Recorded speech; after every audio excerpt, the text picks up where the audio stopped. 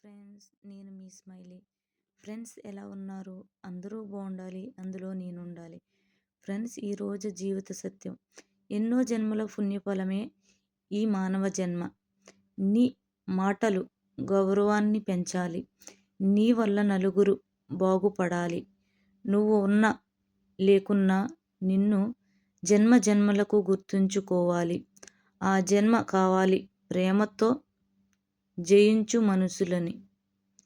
Friends, అవును కదా friends, మనము ఈ జీవితం వ్యర్థం చేసుకోకుండా మనం మాట్లాడుతున్న మాటలు ఎదుటి మనిషికి బాధ కలగకుండా గౌరవించేలాగా, నలుగురు మనల్ని మెచ్చుకునేలాగా, మంచిగా చెప్పుకునేలాగా మనం ఉండాలి ఫ్రెండ్స్.